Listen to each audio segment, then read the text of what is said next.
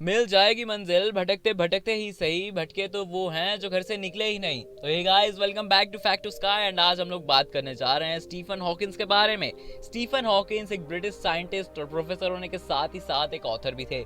इनका बर्थ हुआ था 8 जनवरी 1949 में। एंड जब भी आप लोग इनका नाम सुनते होगे आपके सामने कुछ इस तरीके की इमेज आती होगी, लेकिन ये शुरू से ही ऐसे नहीं थे। तो शुरुआत करते हैं इनके लाइफ की शुरुआत से। तो जब इनका बर्थ हुआ था उस टाइम पे इनके पेरेंट्स की कंडीशन बहुत ही ज़्यादा ख़राब थी, बिकॉज ये लोग फाइनेंशियली बिल्कुल भी ठीक कंडीशन में नहीं चल रहे थे।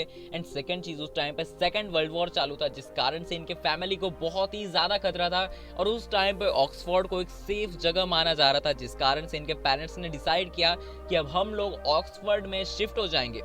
स्टीफन का नेचर बचपन से ही बहुत ही ज़्यादा अलग था। एंड ये जब भी डिनर करने के लिए बैठते थे तो उस टाइम पे ज़्यादा बातें करना प्रेफर नहीं करते थे। एंड इन्होंने अपने घर में मधुमक्खियाँ पाल रखी थी एंड उनको उनको ऑब्जर्व करने में बहुत ही ज़्यादा इंटरेस्ट था।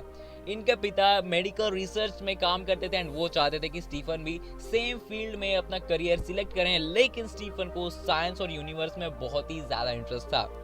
अगर बात की जाए स्टीफन के एजुकेशन की, तो इन्होंने अपने फर्स्ट ईयर में सेक्ट एडवांस स्कूल में थर्ड पोजीशन हासिल की। बट अनफॉर्चुनेटली वो थर्ड पोजीशन पीछे से थी, ना कि आगे से। एंड इन्होंने बचपन में अपना खुद का एक गेम भी इन्वेंट किया था एंड ये अपने फ्रेंड्स के साथ सिर्फ और सिर्फ उसी गेम को खेलते थे, ना कि किसी और गेम को। और इन्होंने एक पुराने कंप्यूटर को रिसाइकल करके एक नया कंप्यूटर बना दिया एंड ये उसको यूज करते थे अपने मैथ्स के प्रॉब्लम्स को सॉल्व करने के लिए। जब ये 17 ईयर्स के थे तो उस टाइम पे इन्होंने ऑक्सफोर्ड यूनिवर्सिटी में एडमिशन लिया एंड उसके बाद कॉस्मोलॉजी में पीएचडी करने के लिए इन्होंने कैम्ब्रिज यूनिवर्सिटी को चुना। 1968 में ये इंस्टीट्यूट ऑफ एस्ट्रोनॉमी के मेंबर बन गए, जिसके कारण इनके रिसर्च को एक अलग ही डायरेक्शन मिल गई एंड यहीं पे इन्होंने ब्लैक होल के बारे में भी रिसर्च करना शुरू कर दिया था। लेकिन इसके बाद आता है इनके जिंदगी की वो स्टेज जब इनके जिंदगी में डिसीजेस की एंट्री हो गई। जब ये 21 ईयर्स के थे तो उस टाइम पे इनको एक न्यूरोलॉजिकल डिसीज हो गई, जिसके कारण इंसान की वो नर्व्स काम करना बंद कर देती हैं जिससे हम लोग अपनी मसल्स को कंट्रोल करते हैं। एंड जब इन्होंने डायग्नोसिस करवाया तब इनको पता चला कि 2.5 साल के बाद ये अपने शरीर के एक भी हिस्से को कंट्रोल नहीं कर पाएंगे। लेकिन धीरे धीरे इन्होंने अपने बॉडी का सारा कंट्रोल खो दिया। लेकिन इसके बाद एक कंप्यूटर प्रोग्रामर सामने आता है जिसने एक ऐसा कंप्यूटर डिजाइन किया जो कि स्टीफन की जिंदगी बदल देने वाला था, क्योंकि इस टाइम तक स्टीफन पूरी तरीके से पैरालाइज की कंडीशन में आ चुके थे। ये अपने बॉडी को कंट्रोल नहीं कर सकते थे, लेकिन इनकी आंखों की मूवमेंट अभी भी चालू थी। तो उस कंप्यूटर प्रोग्रामर ने एक ऐसा कंप्यूटर बनाया जो कि स्टीफन के आंखों के मूवमेंट को रीड करता था एंड साथ ही इसमें एक सेंसर भी लगा था स्टीफन के गाल के पास में, जिससे जो भी स्टीफन बोलना चाहते थे वो सामने स्क्रीन पे आ जाता था एंड साथ ही साथ वॉइस भी सुनाई देती थी।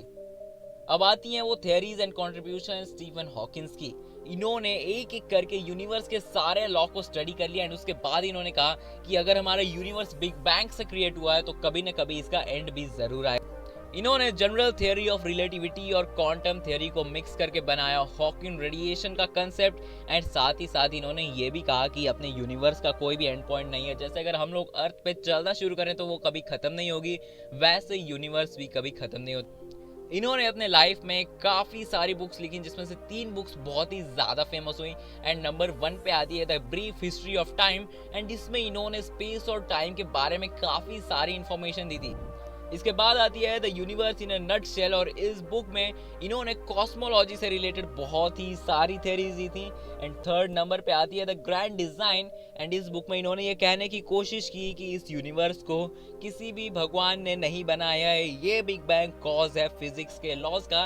एंड इसी के साथ इन्होंने एक कोट भी दिया था, because there is a law such as gravity the universe can create itself from nothing. इन्होंने एआई के बारे में भी काफ़ी सारी चीज़ें कही थी, जिसमें से सबसे इंपॉर्टेंट चीज़ ये निकल के आती है कि स्टीफन हॉकिंस ने कहा था कि एआई ह्यूमन बींग्स के लिए एक बहुत ही बड़ा खतरा हो सकता है अगर हम लोग उसको कंट्रोल ना कर पाए। एंड यहाँ पे भी इन्होंने एक कोट दिया था एंड वो है success in creating AI would be the biggest event in human history but unfortunately it might also be the end unless we learn how to avoid risk। इन्होंने एलियंस के बारे में भी काफ़ी चीज़ें कही थी एंड इसमें से सबसे इंपॉर्टेंट चीज़ ये कही थी कि हमें एलियंस से कांटेक्ट करने की कोशिश नहीं करनी चाहिए, बिकॉज अगर बाय चांस हम लोग एलियंस से कांटेक्ट करने में सक्सेसफुल रहे एंड वो लोग हमसे ज़्यादा इंटेलिजेंट मौजूद हुए तो वो लोग हमको ख़त्म भी कर सकते हैं। ऐसे ही काफ़ी सारी चीज़ें स्टीफन हॉकिंग ने बताई जो कि ह्यूमन बींग्स के लिए बहुत ही ज़्यादा यूजफुल साबित हुई। लेकिन 14 मार्च 2018 वो दिन था जब ये महान साइंटिस्ट हम सबको छोड़ के चले गए, लेकिन इनकी दी हुई थ्योरीज हमारे बीच हमेशा रहेंगी एंड हमेशा आने वाले साल में भी ह्यूमन बींग्स को बहुत ही ज़्यादा यूजफुल साबित होने वाली। तो होप कि ये वाली वीडियो भी आप लोग को यूजफुल साबित हुई होगी। If yes then make sure कि आप लोग इस वीडियो को लाइक करते हो, कमेंट करते हो, चैनल को सब्सक्राइब करते हो, जिससे ऐसे आने वाले अमेजिंग वीडियोस की नोटिफिकेशंस आपको मिलती रहे। तो आज की इस वीडियो में इतना ही, मिलते हैं सीधा अगली वीडियो में।